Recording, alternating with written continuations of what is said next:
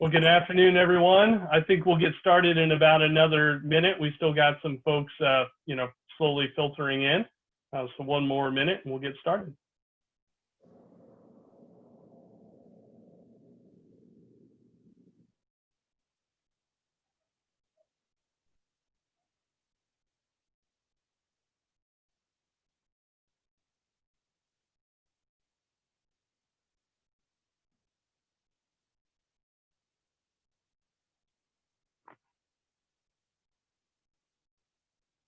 I think we got everybody. So hello and welcome to today's webinar, Family-Based Philanthropy and One-Time Giving Opportunities. My name is Chris Baker and I'm the President and CEO of the Delaware County Foundation. I want to begin by thanking you for joining us today, especially given that there are no shortage of opportunities for continuing education. As a foundation, we regard our relationship with professional advisors as a key component in ensuring a strong philanthropic community. So thanks again. We're excited to continue to partner with professional advisors to connect their clients with causes that matter and lead to greater outcomes for our community. Since the onset of COVID-19, our foundation, working with our donors, has focused our investment towards meeting basic needs. In particular, in Delaware County, we've been funding largely food banks and utility assistance programs because they've seen staggering increases in the number of individuals seeking services, especially within the last month or so. That has definitely peaked out. That is certainly one challenge, but not the only one. COVID-19 presents a challenge of unprecedented complexity and duration for all nonprofit organizations in Delaware County. Our nonprofit partners are challenged with increasing demand for their services. Many of them have had increased costs due to COVID-19 and have lost revenue due to closures and cancellations. Fundraising campaigns that have been delayed, a number of things have certainly stacked up to make this one of the most difficult environments for nonprofits in recent years. So with that, I wanted to share that the foundation, in addition to funding basic needs, has shifted our focus, especially within our grant making focus, to actually move up our cycle. So we've actually in the middle of it right now, and we're hoping to assist nonprofits with meeting the needs that they're going to have for the rest of the year. So to get the ball rolling, today's forum is brought to you by our partnership with AllianceBernstein. And before I turn control over to our presenters, I have a few housekeeping items to cover about this presentation and the webinar platform. First, a recorded version of the webinar and the slide deck will be sent via email to each of you following our presentation. Our presentation has also been submitted for CLE and CFP credit. And in order to qualify for continuing education credit, each participant must respond twice to questions via the online pooling platform. That's a new requirement that we're looking to implement right now. So at the appropriate times, a polling box will open on your screen, and you'll simply record your response to the question, and that will prove for the Ohio Supreme Court that you have not fallen asleep. So look for that. We're going to actually get started with one of those very shortly.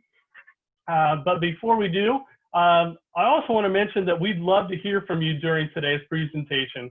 If you have a question for our presenters, please feel free to submit them through the chat box at the bottom of the window. So those are questions and comments. So we're going to bring you into the conversation that way if we can as well.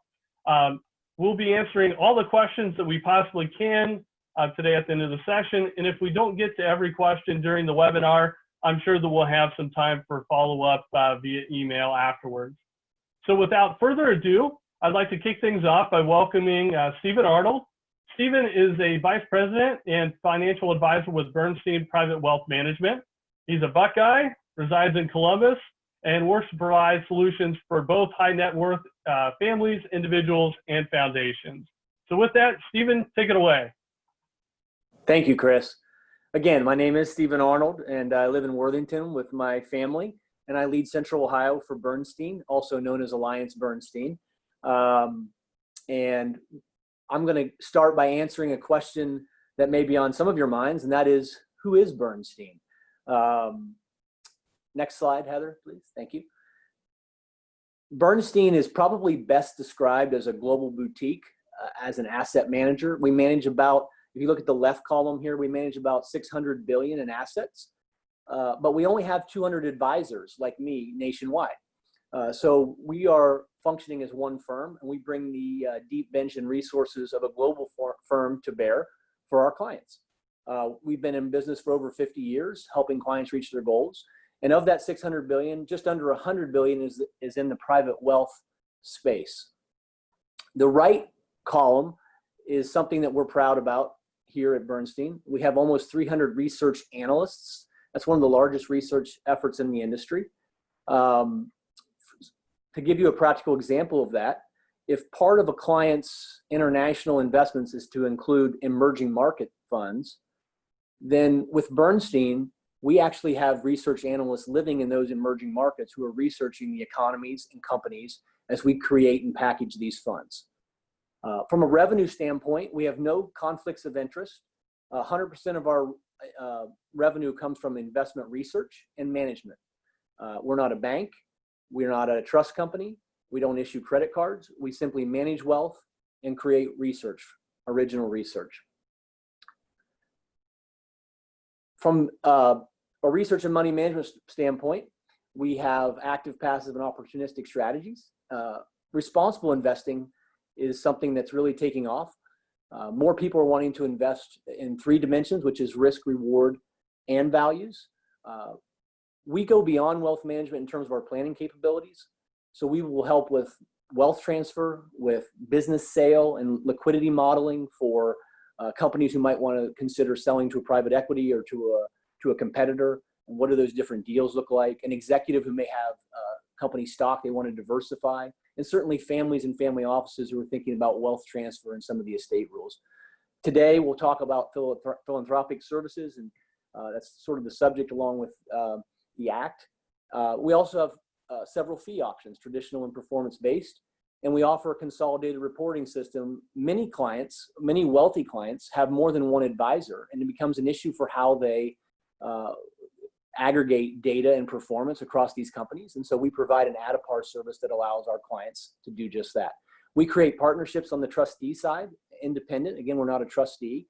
And we have access to vast independent networks to help our clients where they need banking, lending, and that's where we come into partnership with a lot of you. We work closely with a lot of our clients' team, which will include their CPAs and their attorneys in helping them to achieve their goals. And family engagement is the new buzzword in the industry, and that is if someone has a liquidity event or high wealth, there becomes a question of how to talk to the kids or grandkids about wealth expectations in terms of that money. And so we function as a firm in helping to create exercises and training around those conversations for families and family offices. So that's a little bit about Bernstein, and I'm happy to answer any other questions you might have. But right now I want to turn it over to Heather George. Heather is one of our partners. She's out of Chicago. She's a senior vice president for Wealth Strategies Group. And she is the co-head of our family engagement services division. And Heather's job is to assist advisors like me all over the nation in working with our planning partners, our professional contacts, as well as our clients and potential clients. Heather's going to lead us through the discussion today, and we appreciate, Heather, you taking the time. But before we do that, I think we're going to have a quick poll to satisfy the continuing education requirements.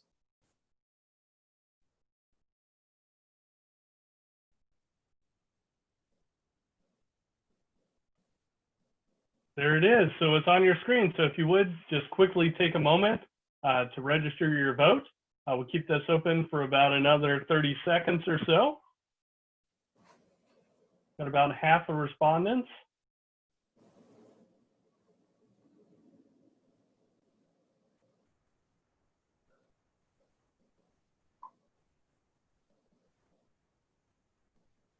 All right, just 3 more of you. Let's go.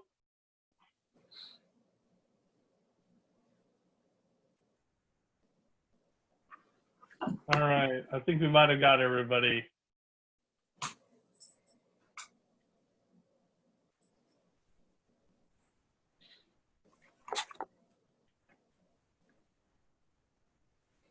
Right, Heather, I think it's over Yeah, to you. look at those poll results. Nearly 60% of folks think that the one-time giving provisions is going to lead to increased support for nonprofits this year. That's great. I know, Chris, you and I were just chatting about this, and I'm a little surprised. It's good to see. So welcome, everybody. I'm Heather George, Senior Vice President at Bernstein. And one of the things that Chris forgot to mention about the continuing legal education requirements is that they require this program, both questions and presentation, to last for 60 minutes. So that means that unless we get questions and comments along the way, you will be stuck with listening to me for an hour in order to satisfy that requirement. So I know the webinar format is hard to maximize engagement and participation, and I can't see any of your lovely faces. I wish I could and wish we were able to do this in person. But please, even if it's not a question, if it's a comment or an opinion or something you want to ask the group, please go ahead and submit that through the Q&A feature. And Chris is going to make sure that he monitors the Q&A inbox along the way for us. The order of my slides is a little bit mixed up. We skipped over the agenda, so I felt like we should go back for just 1 second. We've already covered the introductory portion about Bernstein and the housekeeping items for today's webinar. I wanted to give you a sense for what the rest of the program for the conversation will look like. First, we're going to review some of those one-time provisions related to the CARES Act for charitable giving. We're also going to talk through sort of the tax implications of giving in general and how that's impacting client decisions. Then we're going to take a pit stop and talk more broadly about philanthropic conversations. And we're going to highlight some research from a recently updated poll about how clients feel about the philanthropic conversations they're having with their advisors. And then in conjunction with the outcomes of that research, we're going to spend the bulk of today really talking about how to guide clients in setting up and designing what I would call a strategic philanthropic plan rather than an ad hoc plan to charitable giving. And we're going to take a couple of perspectives. One, we're going to walk through how you might help your clients really define their philanthropic goals and think about the tools that you can use to do that and what does that framework look like.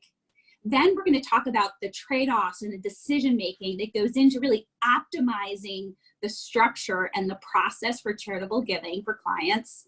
And lastly, we're going to talk about the benefits of engaging the next generation in the philanthropic conversation. So that's really what to expect.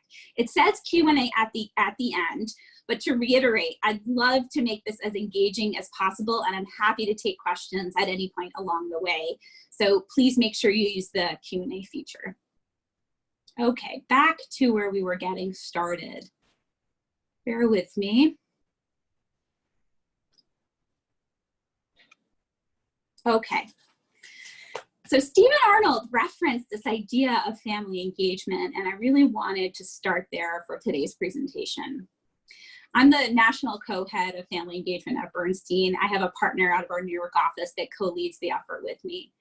And more than 5 years ago, Bernstein asked me to spend time thinking about a service model, tools, and things that we can bring to the table to really our ultra high net worth clients, the things that ultimately will move the needle beyond the investment plan, beyond the tax plan, and beyond the estate plan to help really ensure that they can have multi-generational success.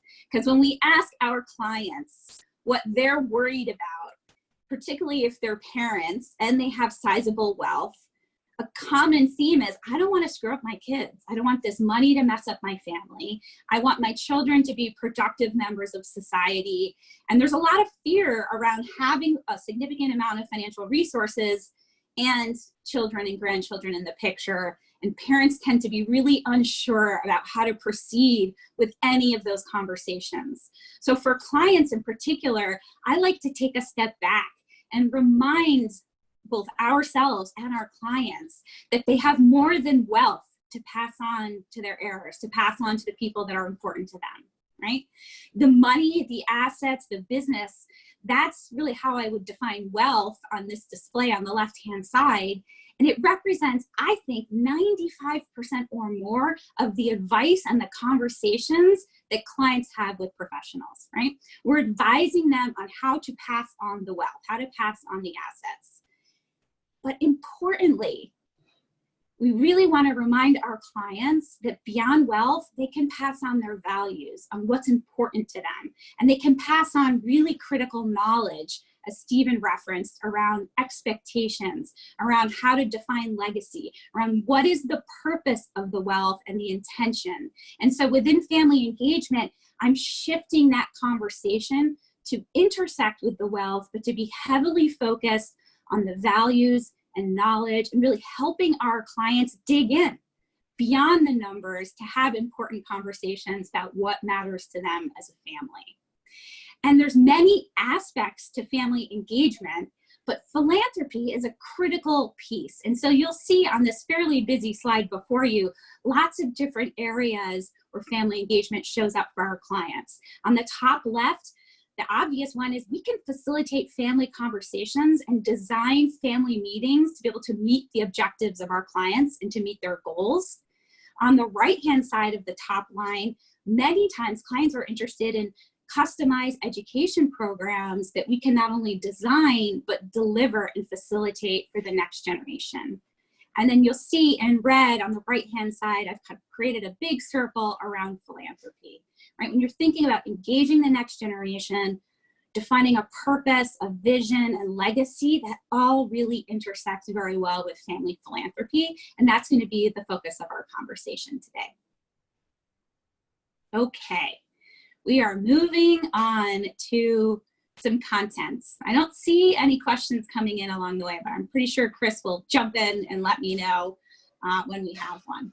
So we'll continue to prod and give you encouragement to do so. So what did the CARES Act bring as it relates to charitable giving? What is the change, the major change that was implemented? The major change has to do with the ability to deduct a larger percentage of AGI for cash gifts directly to charitable organizations, where previously under tax law, that limitation was 60% of adjusted gross income. That has shifted to the ability to offset up to 100% of adjusted gross income in 2020 through cash gifts. Also, Chris and I were just chatting about this earlier.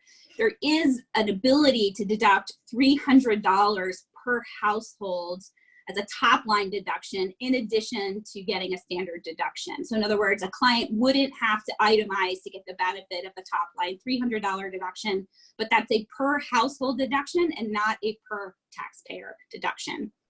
And the deductions against amounts of income also went up for corporations, but I think most of us are working with individual taxpayers, right? Keeping in mind that that greater deductibility, the 100% of AGI, applies to direct gifts to charity. So it's not eligible to donor advised funds or to private foundations. And so I think from a headline perspective, it seemed like a significant shift, but many of us work with clients where they're using other vehicles for giving, and they're not only giving cash. So that's something to contemplate. I thought it would also be helpful to review the deductibility trade-offs of cash versus other assets. So let's go ahead and dig into some of those numbers. So this is a hypothetical $100,000 gift for a donor in a top income tax bracket. And again, we're only taking federal taxes into account in this example. And on the left-hand side of the display, you will see that a top income bracket deduction for a cash gift would be $37,000 of the 100. In other words, the effective cost of the gift would come in at about $63,000. Just shifting your perspective from making a cash gift to the effective cost of a gift to an asset that is not at full basis. So in the middle of the slide, we're showing an example of an asset at 50% basis. You will see, because you're not only getting the deduction for the fair market value of the asset, in that case, $100,000, you're getting that same $37,000 deduction. You're also avoiding an embedded capital gains tax in this case of nearly $12,000. And so the effective cost of a gift actually goes down when it's not cash. And so the middle of the slide gives an illustration for a 50% basis asset. And then all the way over to the right-hand side of the slide, we're giving an example for a zero basis long-term capital gain asset, where that cost can be, the effective cost can be significantly different, right? Where it can move from $63,000 to below $40,000 for a $100,000 cash gift. The other opportunity for giving in the last few years that has changed is around a qualified charitable distribution, a QCD, from IRAs. In this case, we're calling it a charitable IRA rollover, but that's what we're talking about. The ability to donate up to $100,000 of your required minimum distribution directly to charity. And when we do the math, going back to the effective cost of a gift, it actually is landing in the same place as a cash gift, right? And I do want to point out that in 2020, required minimum distributions are not required, but the IRS has given guidance that people with over 70 and a half with IRAs could still make a qualified charitable distribution in 2020, even though the RMD isn't required. So this is still a possible method of making the gift.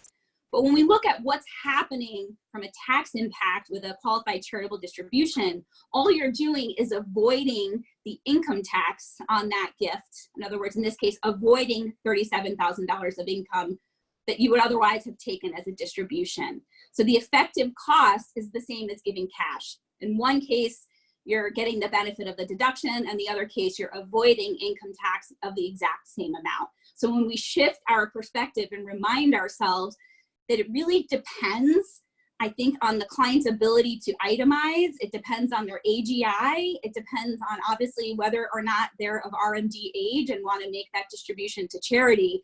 But I think that it requires some analysis for us all to give proper guidance to our clients. So it's not just a no-brainer that giving cash is the most effective way, or that giving the money from your IRA required minimum distribution.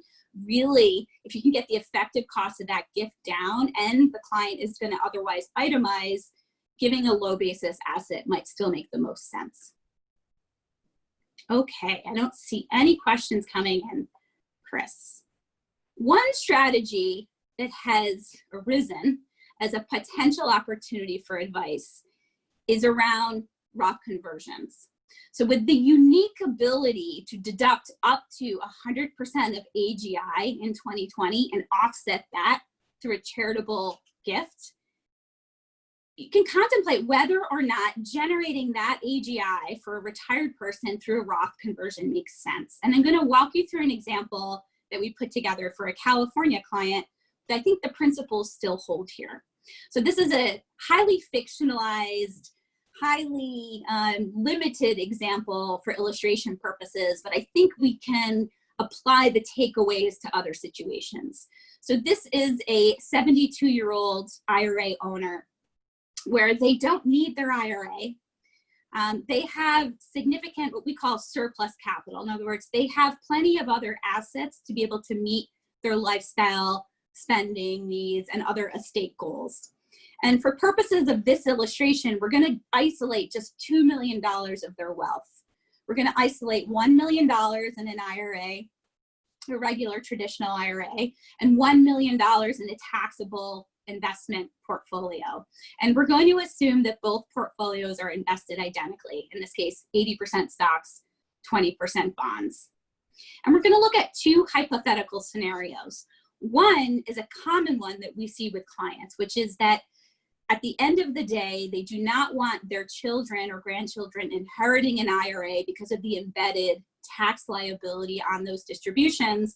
And so they've determined that that IRA at death will go to charity and that children and grandchildren will get the balance of the assets. So that's really scenario A. What we're going to show in the example is that the required minimum distributions are coming out from the IRA and they're just getting reinvested on an after-tax basis into the taxable portfolio. Again, we're kind of creating a vacuum, if you will, for just a portion of the assets for this illustration purposes. And we're going to compare that to scenario B. So in scenario B, what we're going to do is in year one, we're actually going to convert the IRA to a Roth, thereby generating $1 million of AGI. Simultaneously, in the same year, we're going to make a gift of $1 million directly to an eligible charitable organization. Again, not to a donor advised fund and not to a private foundation. And what we're going to do instead in the plan is have the children expect to inherit the Roth IRA, not the non-IRA assets. So hopefully those facts are clear. So let's look at the numbers. So we magically fast forward into the future 20 years. This 72-year-old original client and owner, we're going to magically have them pass away at age 92, right? And so where do we stand at age 92? Well, in scenario A, that's on the left-hand side of this display, what happens is that IRA is no longer worth $1 million because they've been taking required minimum distributions. It's now worth 0.6 or $600,000. And the taxable portfolio is worth $2 million today. So in this case, the children would inherit $2 million of non-IRA assets and the charity would get a $600,000 gift. That's the left-hand side. Shifting to the right-hand bar, this is scenario B, our illustration where the conversion happens. So there's a couple things going on here with these numbers. You'll notice that the total value of the assets appears greater. It's a little bit fictionalized. So what we've done here is for that $1 million gift to charity in year one, we've kind of fixed that charitable gift at $1 million. You can imagine that if charity had that money for 20 years, the charitable impact of that $1 million gift 20 years ago is probably significantly greater than $1 million. But on this page, we're holding that to just $1 million. And in turn, the Roth IRA actually was able to grow to a $2 million asset level. And so in this case, the kids are getting a very valuable tax-free bucket of a Roth IRA valued at $2 million versus a taxable portfolio of $2 million. So again, this is just meant to inform our thinking and challenge ourselves to when the situation may or may not be appropriate, but to think creatively about our options, potentially pairing a Roth conversion in this particular tax year with this special feature of the ability to deduct up to 100% of AGI. So I'm gonna pause and see if there are any questions or comments. Chris, how are we doing? We do have one question. It's a general question. What is Bernstein seeing by way of family legacy planning? In particular, what are the common considerations such as financial legacy, business legacy, and philanthropic legacy? What planning ideas can be used? That's a really good question. I think what we're seeing with our clients is a desire to be more intentional with their plan.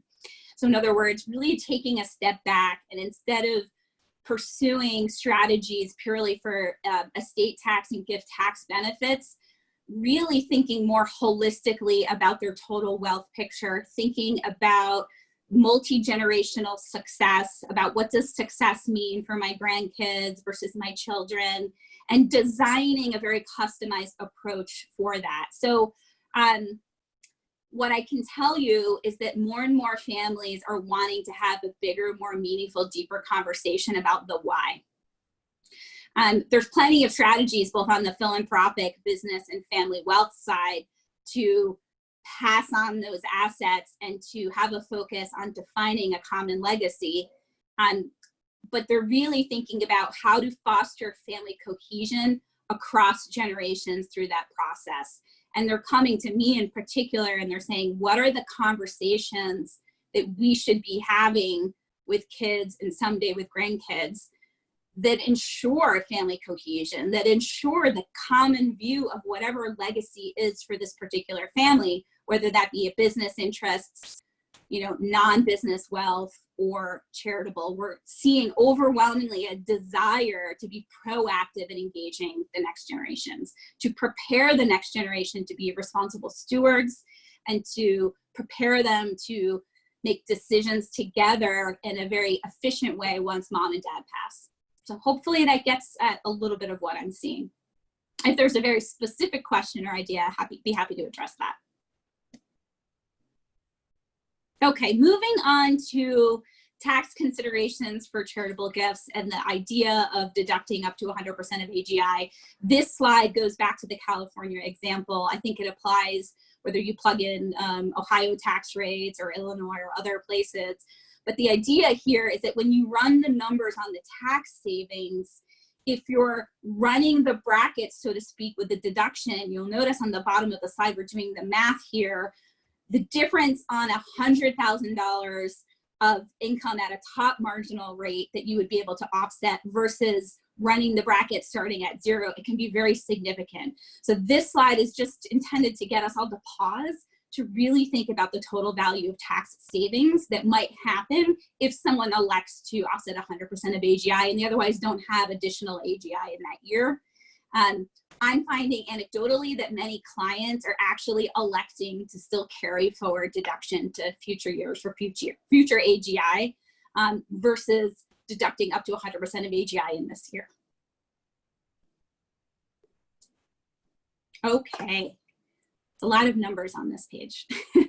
We are going to shift the conversation back towards this idea of legacy, of family philanthropy, of really what is the purpose of our wealth as a family and what do we want to do with it.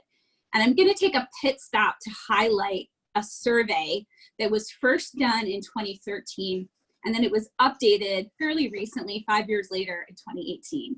And so this is a survey run by the Philanthropic Initiative, commonly referred to as TPI, in partnership with US Trust.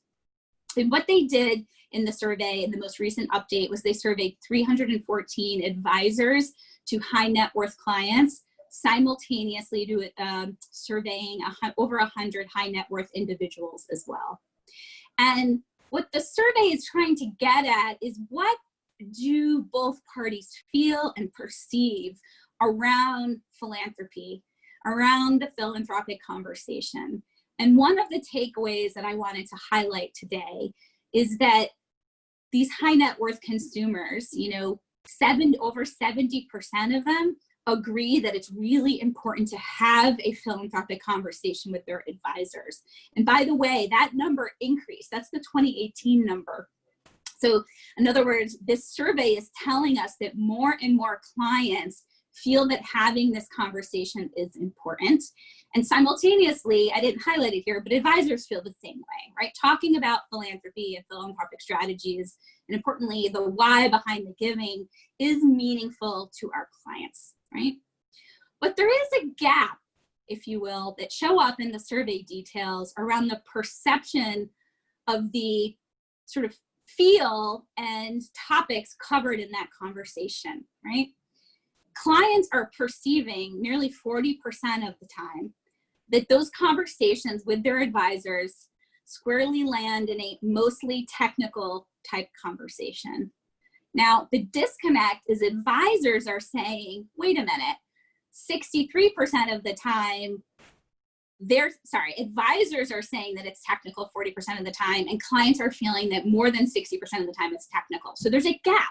Clients are thinking the conversations are technical more often than the advisors are perceiving them to be, right?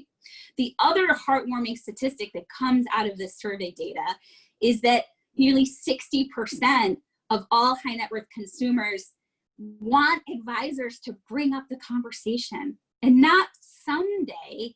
60% of them want it to happen either in the first meeting or in the first few meetings. So that gives us as advisors guidance, in some ways permission to raise this issue, right? 37% of the respondents thought that advisors should really wait until they get to know them a little better and fully understand them before they have permission to bring this topic up. But 2/3, or nearly 2/3, 60% think that this is a go, that this conversation should be had.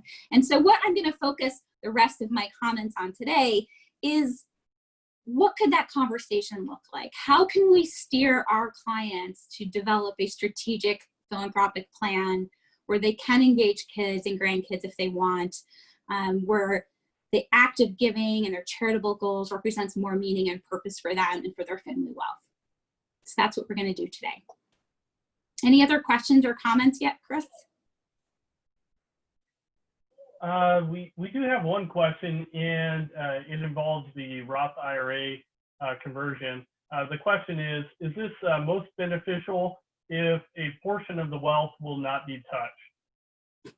Yes, yes. So you'll notice that in that example, we really were talking about how we define surplus capital. So basically that means wealth that otherwise doesn't need to be touched to meet lifestyle needs. Yes, absolutely. It's worth considering otherwise, but if you're spending from your IRA, you're introducing different distortion into the numbers, so to speak. It's not going to be as clean. It won't be as cut and dry. That's why it was really a hypothetical, fictionalized example, but not impossible. We have clients who don't really need their IRAs, but they're forced to take those distributions every year. And they traditionally do earmark them. I would say in the last 10 years, the popular choice has been to earmark those for charity. This is just meant to show a creative solution to ultimately end up with a similar outcome, but with a better tax characteristics, if you will, for the inheritors, for the beneficiaries. Okay, so here I'm showing you our next section, which is thinking about how to create a strategic philanthropic plan. I like to think of this as really two separate processes that come together to maximize impact. That's kind of how I break it down in my mind. One half is how to get our clients to really define their philanthropic goals rather than think of it as a tactical approach to giving to various causes. So really getting into the why behind their giving and what are the cause areas they really want to see change in the world, and thinking more strategically about the organizations that they can help them with that.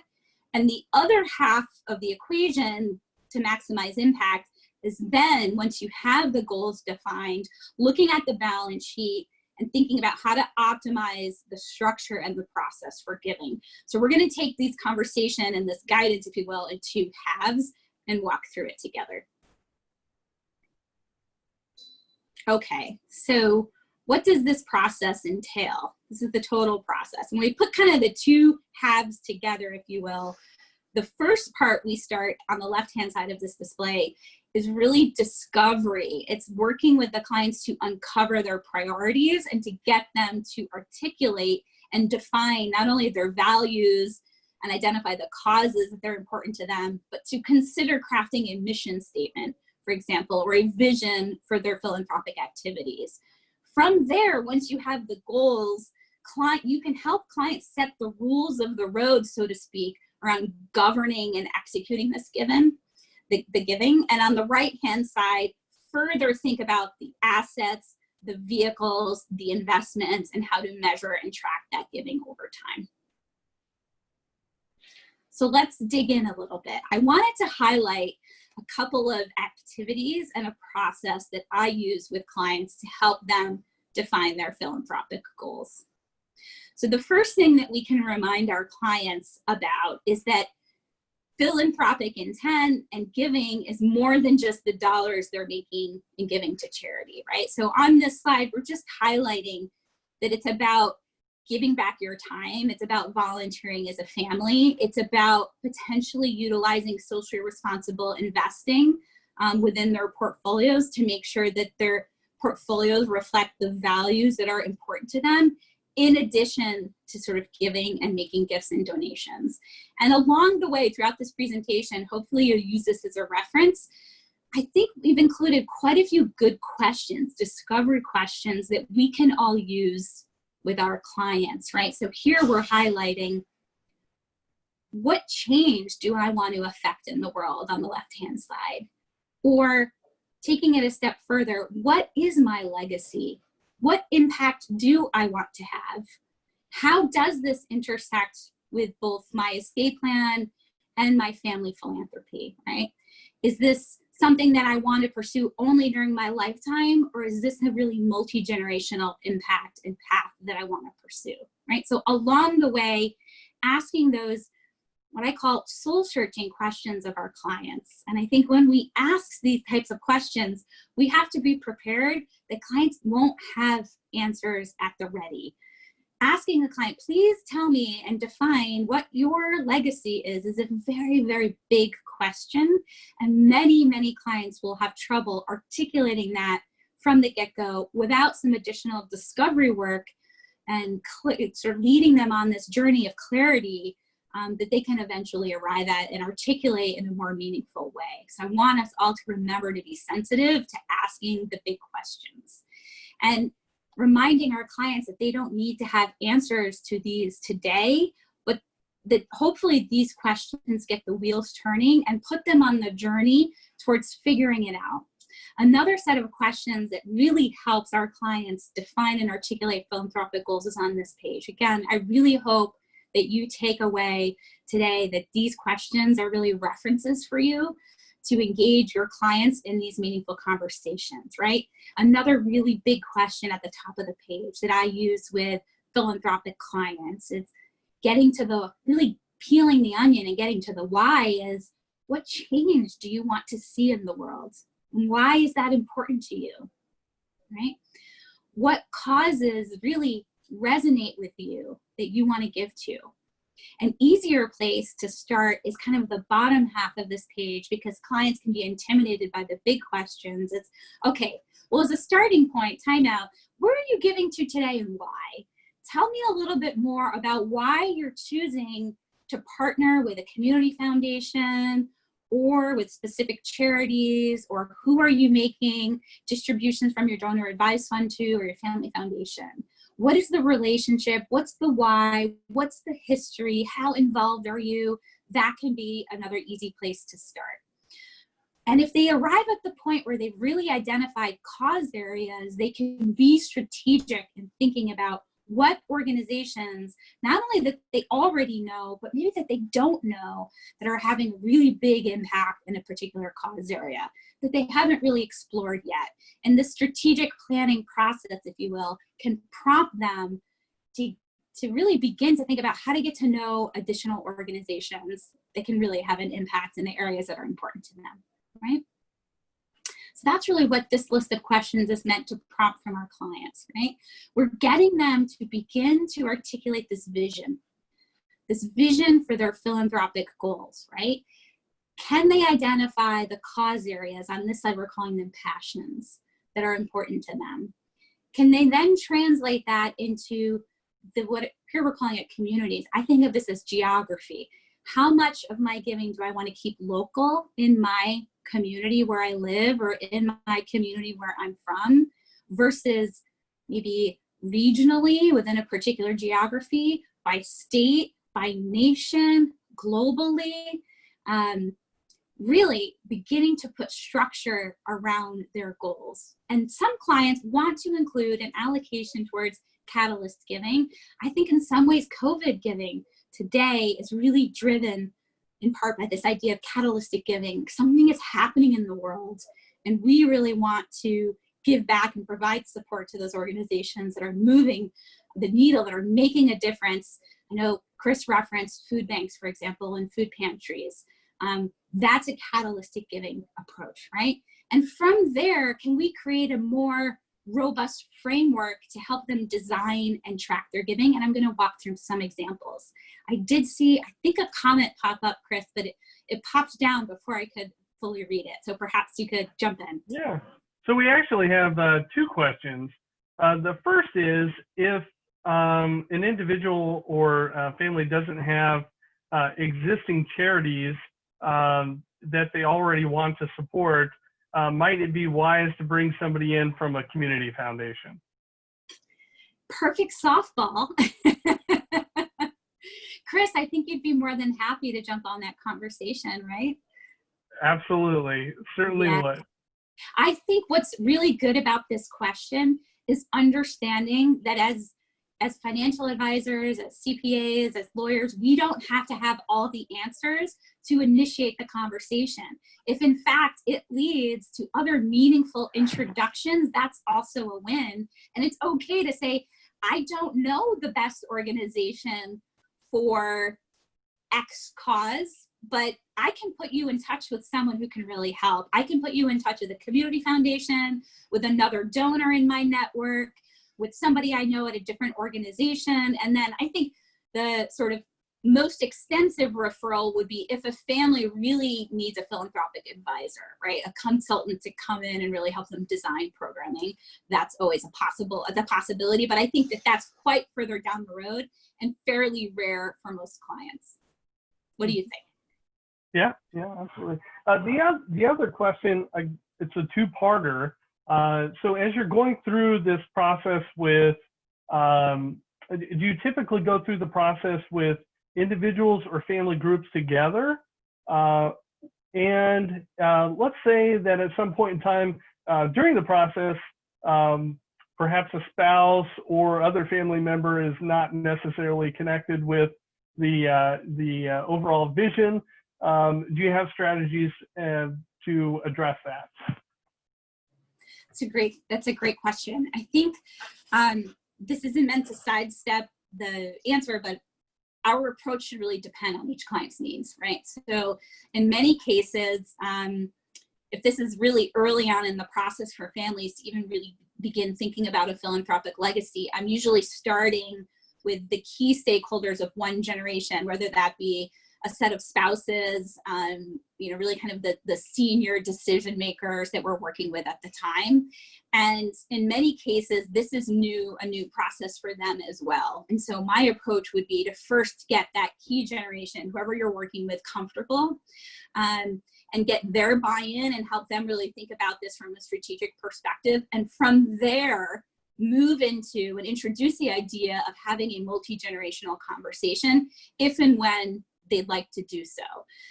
For some families, they're far advanced in their philanthropic process. Let's say they've already got a pretty well-established family foundation. They have a grant committee and multiple generations. They might need a different set of conversations and processes and structure to put around. It might be more focused on family governance. It might be focused on allocating particular grant budgets, for example. G1 gets X dollars, G2 gets Y dollars, and now we're just bringing in the third generation, our grandchildren, and we want to give them a set of dollars, and we can create structure and guidance around that. So it really kind of depends on the client needs, but I never want to introduce a multi-generational conversation in a way where all parties aren't already prepared and informed. And I think the second part of that question, remind me, Chris, was really about not everybody being on the same page. Is something like that? Correct. Yeah. So what happens? So let's say maybe you go through the process and you find that one of the spouses isn't necessarily in agreement with the other spouse's vision. Do you have particular tools to help mitigate those particular conflicts? That's almost like a softball for the slides that I have coming up. I think at the end of the day, our clients need to agree on what's most important, right?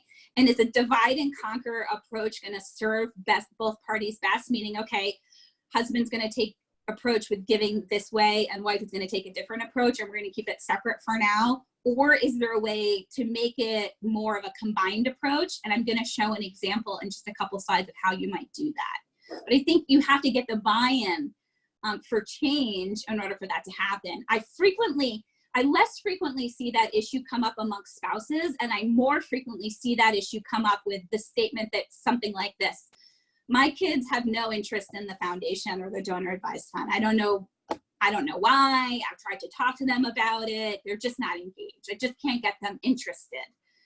And that, I think, is a different problem to solve, right? That is, have you actually created space to give them a voice to have any input, right? If ultimately the senior generation is just going to do what they're going to do and give to what they're most passionate about and not create room and voice for additional passions, that's going to be a very tricky dynamic to navigate. And what we've done with clients, for example, is say, okay, particularly after the first generation passes away, the second generation now needs to decide how much of that original giving legacy do we keep intact, and how do we create space for additional legacy? That conversation is best had when G1 is still alive, right? And can still voice an opinion and expectations around that. I think the lose-lose proposition is when families just don't talk about it and they don't attempt to find a solution where they could have more engagement and more cohesion, but understand that to do that, there might be trade-offs. Hopefully that helps. Okay, let's bring this to life a little bit. On this page, I'm highlighting a whole list of potential values. These are really values from an individual perspective. And step one for clients, for me, is I put them actually through a values identifying exercise. And you can do this too. You can definitely do this with your clients. There's plenty of tools available on the internet or for purchase, and community foundations sometimes have them, where you can get, let's say we're talking about a husband and wife of the senior generation. In order to connect their why to their causes, you can actually get them as individuals to each go through a process of identifying their individual values. And then from there, you can help them identify what are their shared values? What do they have in common? And are we going to define a set of family values that are important to us as a family unit, in addition to each of us having our own individual priorities? And so I think that this is just a process to learn so much more about our clients. It's not just about their philanthropic giving. It's not just about their money. This is about their why as individuals and helping them create and articulate a family identity and identify family values and maybe a family mission statement. But it does start with values. So I would encourage you all, if you haven't had the conversation with clients or done a fun exercise, dig in a little bit, roll up your sleeves, get it. They come in decks of cards. We have some at Bernstein that we use. You can use print-offs of PDFs, but I think it can be a really valuable exercise. And when you have a client pick their top 5 or their top 10, rather than saying, okay, now that you've identified your values, we're going to move on, take that opportunity to ask them the why. Let's say they say, self-reliance is one of my top 5 important personal values. Okay, so, you know, Ms. Smith, tell me why self-reliance has been important to you in your life. And you're going to get a whole series of family history, family stories around it. There's going to be things around expectations for kids and grandkids. You might have introductions to things that happened within the wealth of their own families of origin. There's just so much good information to uncover, right? What psychologists tell us is that as humans, when it comes to relationships, and that's professional relationships, personal relationships, family relationships, that at our core, we all want 2 things satisfied in a relationship. We want to know that the other party understands us, that they get us, and that 2, that we matter to that other party. And so by going through this exercise of uncovering your client's core values, you're able to reflect back to them that you get them and that you understand what's important and that your advice is tied to what matters to them. So I know it sounds a little hokey, but hopefully this is a commercial for everybody to think about doing a core values exercise with your clients, because this is the why behind why they give, right? So it starts with values, and where does it move from there? Well, from there, we say, okay, these are the values that are important to you. What are the causes that are in alignment with those values, particularly family values, things that we all have together that we're going to give from a particular charitable pool together? What are those causes? And that is also a challenge and can be tricky for clients to navigate. So one way that I do that, and this is exactly an example that you were referencing, Chris, is like, what do we do when the husband and the wife have different priorities? Again, I want to recognize I'm using a heteronormative framework. This could be a wife and a husband, just to be sensitive and inclusive. But what if we have 2 parties with different priorities? What do we do? And where do they start? So in this particular example, you'll see that we created cards with cause areas that each of them articulated as important to them. Simultaneously, we created sample cards for sort of geographies and community levels that are important to them for giving. And we have them at a table in a meeting with an advisor begin to rank order these causes and these geographies that are important to them for giving. And so what do you do from there? Well, beyond the rank ordering, one thing that we ask clients to do, if we're really trying to create consensus here, and this can be not just husband and wife, but this can be across generations, is we use a point scale. And we tell each of them, within your ranking, you have up to 4 points to assign to each area and to each quote unquote geography or location. And we use a scoring methodology, and you'll see on this slide, it's fairly simple, right? This is strategic, simple stuff to do.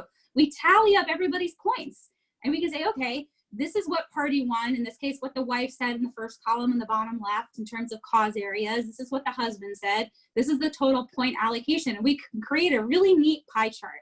We've now figured out what our allocation for our giving is going to be according to this voting and according to this ranking. And similarly, on the other side of the slide, we can do the same thing for geography or for location if that's what clients want. Again, this is just meant to be an idea. This isn't prescriptive. This isn't the only way to do this, but I think we can all get a little bit more creative with putting structure around these challenges for our clients to get them to arrive at a place of consensus. Okay, Chris, any other comments, questions? Not so far. Yay, we're doing all right. So if they can get to this point, go back here. Oops, PowerPoint's moving fast for me. If they can get to this point where they have a roadmap for giving, this now gives you something to implement, right? Now we know, okay, how much should go to education and what do those organizations look like, and what are the dollars that we're going to distribute from our donor advised fund or from our family foundation, right? This is the roadmap for the structure piece that we can also help clients optimize and figure out, right? So now that we've done the important work on the cause areas, there's still a little bit more decision making around structure. Here we're calling it what's important to you, but notice that the topics are a little different.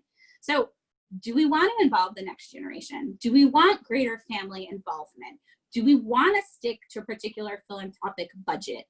Moving one column over, do we want this to be in our lifetimes or in perpetuity, or some other time period that might be important to the family?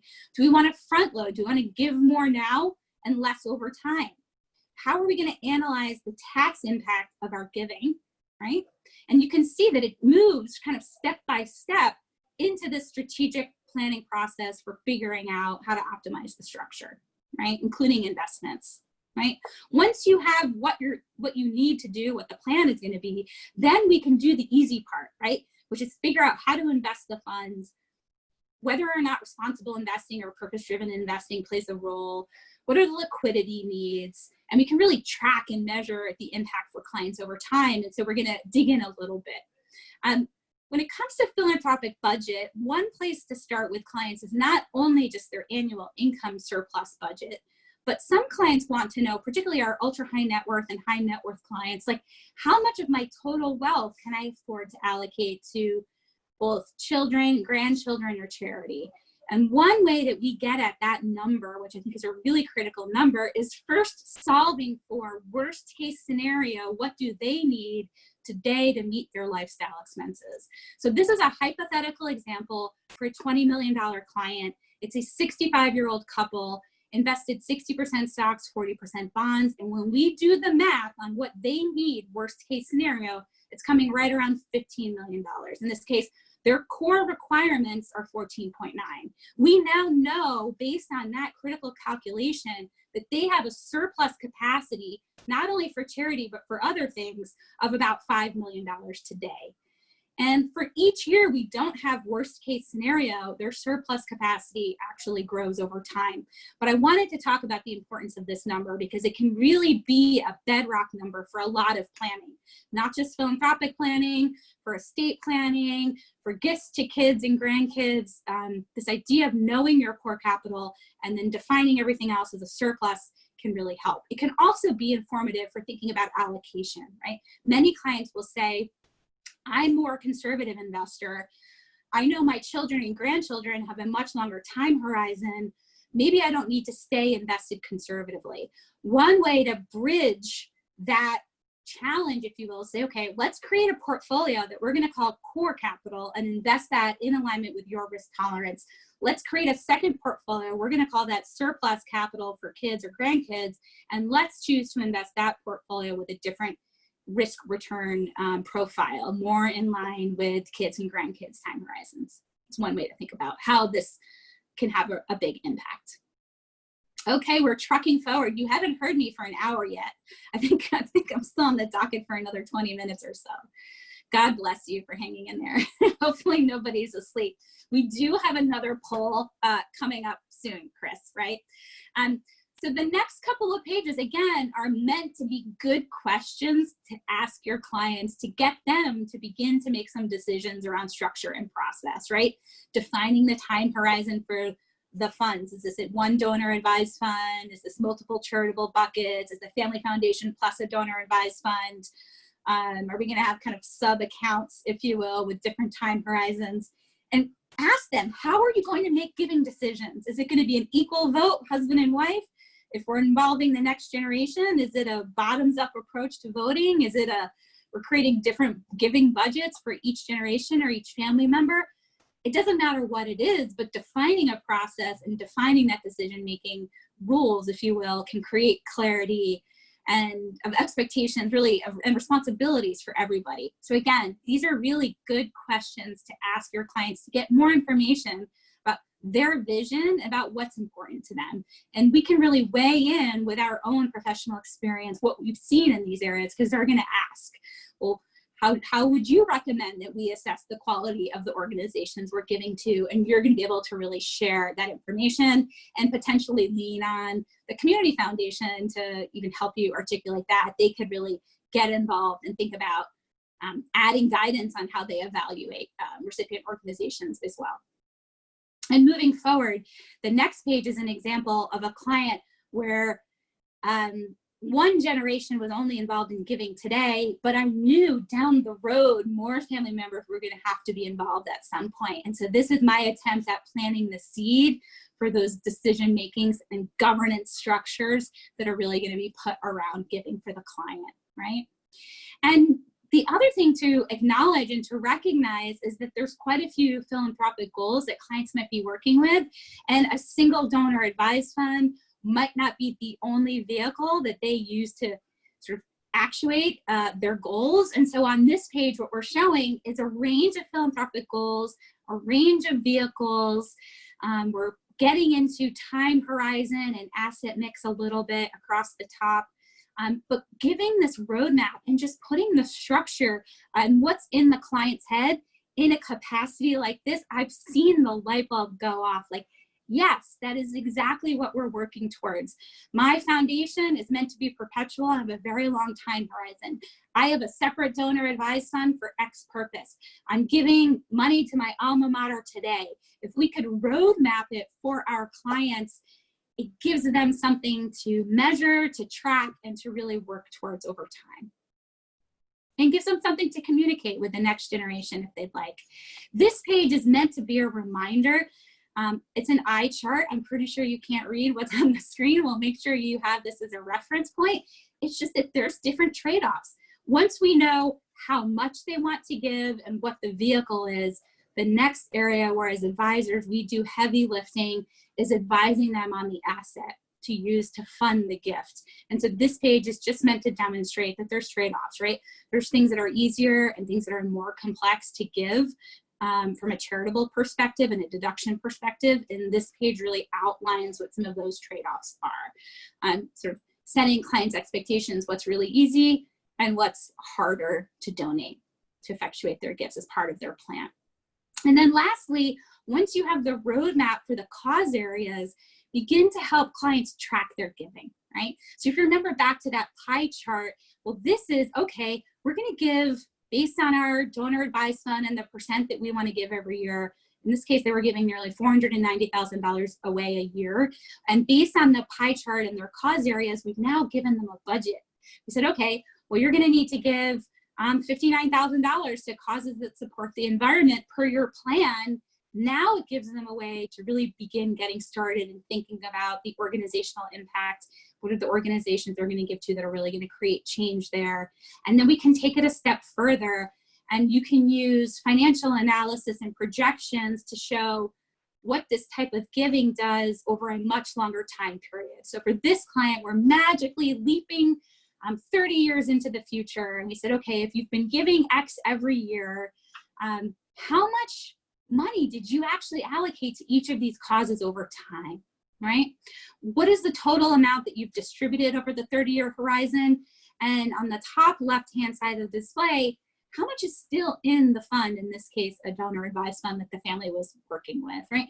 It's just creating structure, information, and reporting that can be really useful for our clients so that they can see the true impact of what they're doing. And then lastly, digging in a little bit further, we can create charts and sort of measure and track their giving, not only by cause area, you'll see we're highlighting on this slide, from year to year, kind of, okay, well, we intended to give X, but we gave Y. There's a difference in our budget. Do we want to take that into consideration next year? And then the bottom display is, okay, for each cause area, what are we doing at each organization level? And how are we going to really measure the impact at the organization level?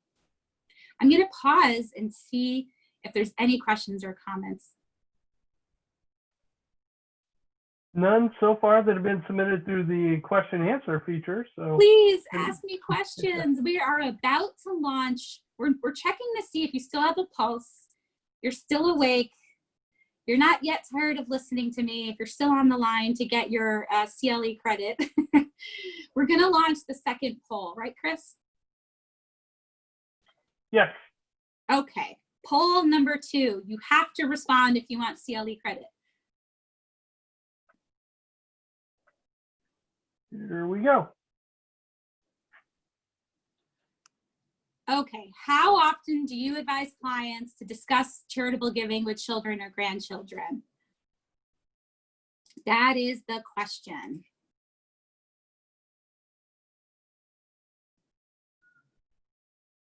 Chris is going to give it some time and hopefully show us some poll results because I'm dying to know the answer as we move into this final section. We have just a few left. So click your buttons now if you have not done so. CLE credit, click the button. All right, there we go. We got everybody. Yay, you're still awake. This is great. I think, nearly 80% say often or sometimes. Only 20% say rarely. So it sounds like, in general, more of us are advising our clients have a broader philanthropic discussion than not. So that is awesome. Okay, we are moving on to the next section, which really highlights why we might encourage our clients to talk to their kids about charitable giving. And it really comes back to that early question around legacy and purpose and stewardship. It's that our charitable giving, our philanthropic goals can be a living, breathing example, tangible example of our values, of what's important to us as a family and in alignment with a family identity. But many times clients are very afraid to talk to their kids about the balance sheet, right? So one thing I wanted to acknowledge is, what are the implications of those trade-offs? So on this slide, you'll see that I'm highlighting 2 extremes. One is an extreme where parents might be fully transparent with the next generation or with grandkids. And on the other side, it's the extreme where parents are really valuing privacy, they're really worried, and they don't want to tell the kids anything. I have a very noisy dog in the background. Give me just 1 second.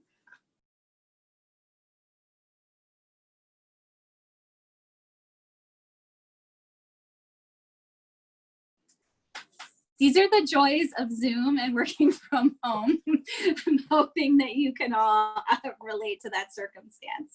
She might be quieter. I don't know how quiet she's going to be. I have a 15-year-old rescue dog.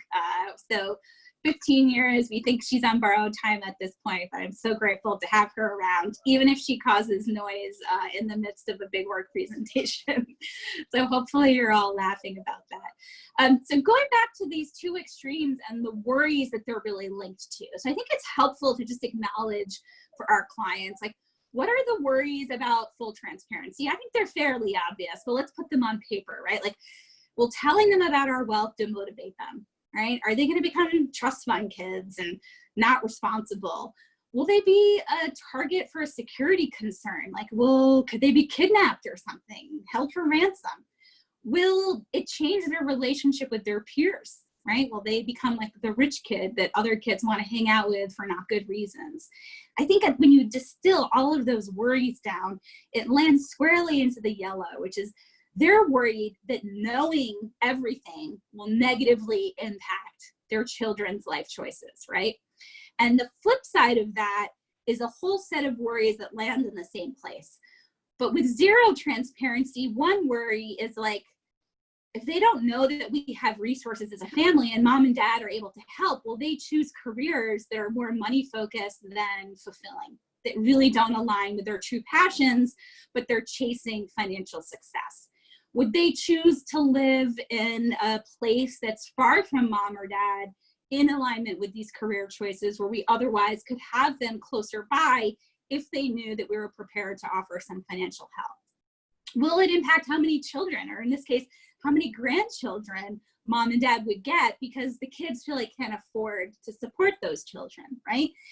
Ultimately, when it distills down, it's the same worry. Will not knowing negatively impact the life choices of children, right? So these are kind of two extremes, different worries, but both arriving at the same place. And so one way to bridge the gap, it's not the only way, one way to bridge the gap is to think about how talking about a family philanthropic vehicle or philanthropic giving can get that conversation started. It can create transparency for just one area of the family balance sheet.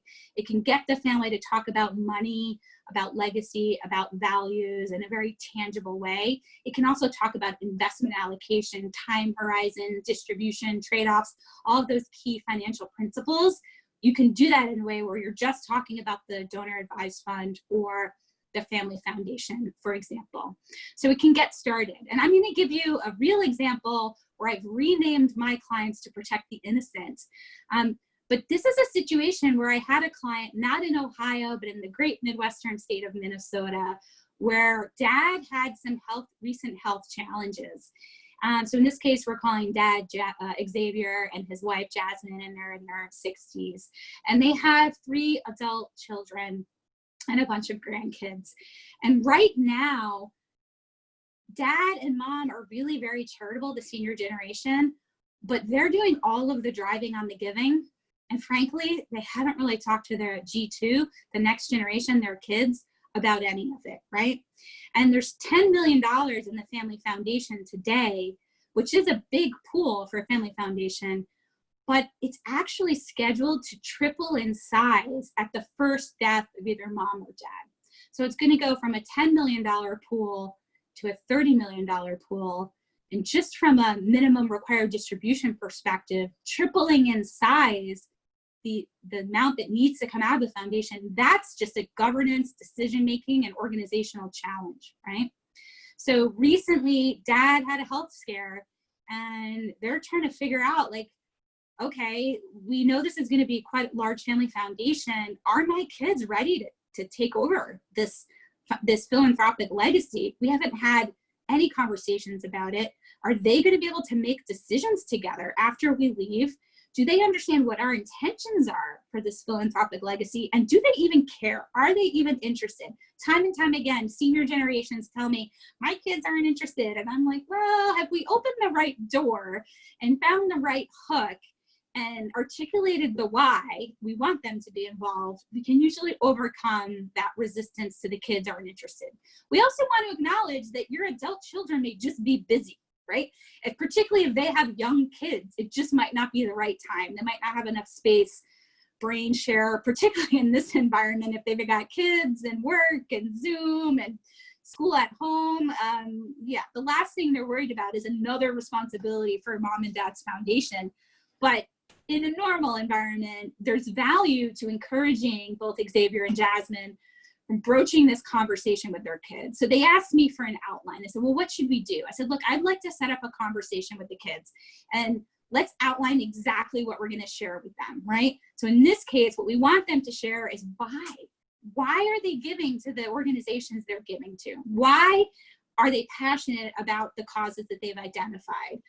Explain the history of their relationship with these gifts and with the recipient organizations, as well as their future plans. Mom and dad might already know, I'm only giving a small amount today, but in the future, I'd really like, upon our passing with more assets in the foundation, I'd like to really ramp up the gifts to X and Y organizations. That's a really important guidance and a conversation to have with the kids, right? To share their expectations on future gifts and future decision making, right? But the second bullet is really, really important. Mom and dad have to be prepared to create an open dialogue, a two-way dialogue, right? And they have to be prepared to hear from the kids what's important to them and their why, right? In order to create a cohesive philanthropic legacy. And that doesn't mean that the kids need to have an equal budget to mom and dad, but opening that dialogue is going to be the key to really getting them interested and getting them engaged, right? And mom, dad, and the kids need to come to an agreement, at least what the near-term path will look like going forward, right? If we want G2, we want the kids to be involved before mom and dad pass, let's figure out a way that we're actually going to do that, where they will have some seat at the table and define what that looks like, define what the expectations and the responsibilities are, and then have that conversation about the long-term view, that long-term path, particularly after mom and dad pass, what that looks like from mom and dad's perspective today, right? So what are the outcomes? Like, again, you're opening that line of communication. You're not talking about mom and dad's total wealth. You're just talking about, in this case, a family foundation. You could execute the same strategy with a donor advised fund. You can execute it even if it's not a $10 million pool. But now mom and dad are actually sharing their values, they're sharing their passions, they're talking about the causes that are important to them, and they're also learning what's important to their kids, right? They're there to supervise G2. They're there to supervise the kids, make some decisions together while mom and dad are around, while they're there for guidance and for questions. They're kind of decision making on training wheels, if you will, while mom and dad are still around. And then lastly, both generations now have a common focus and a common view of one part of this family's legacy, which is charitable giving. So the next few slides are references for you all. We've highlighted an age group, if you will, different action items, both from sort of what is a philanthropic goal for an elementary school child, what should you focus on? So for elementary school, we think just focusing on awareness, creating awareness for needs in the community and needs in the world, and why we give and support folks. You could tie this to a recommended financial action.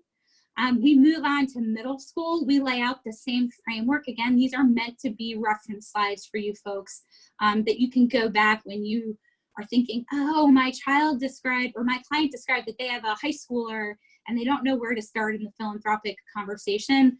Kind of outlined for you some steps that they could take with their high schooler child to get them more involved in family philanthropy in an age-appropriate, age-responsibility way.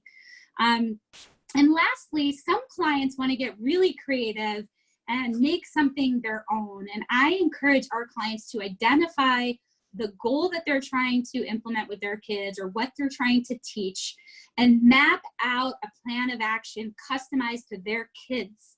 So in this case, we're giving you an example of a family who identified, we want our kids to know the importance of giving back. It's such a priority for our family and for our goals. We want to make sure we reinforce that. So one, identify what you're trying to teach. Two, identify the age cohorts that are appropriate for this family, either for multiple children or for children growing into the future. And then lastly, really have the client provide tangible action items that they're going to take with a 10-year-old versus a 16-year-old. And you've now given them this roadmap to reinforce the importance of giving back to their kids over time. I don't know if you've heard the expression, values are caught, not taught, but this is sort of an example of that. Money beliefs, money lessons, life lessons are also taught the same way, that they're sort of reinforced over time rather than a one-time conversation with mom and dad. And this page just serves to remind us that just focusing on the philanthropic portion of the balance sheet gives families in a multi-generational way an opportunity to talk about wealth without revealing the total wealth. It gives them a tangible way to talk about family values and what's important. And lastly, it gets our clients to really define legacy and get multiple generations on the same page. Wow, I think I have done just about an hour of talking in agreement with the Ohio Supreme Court continuing legal education requirement. I think we're just at an hour. I took over at about 1:20. So I just wanted to highlight that we're here to be partners to other professionals at Bernstein. And if you have clients where this approach, this work, or even if you just want to brainstorm with us how you might approach this with your clients, we're absolutely here to help.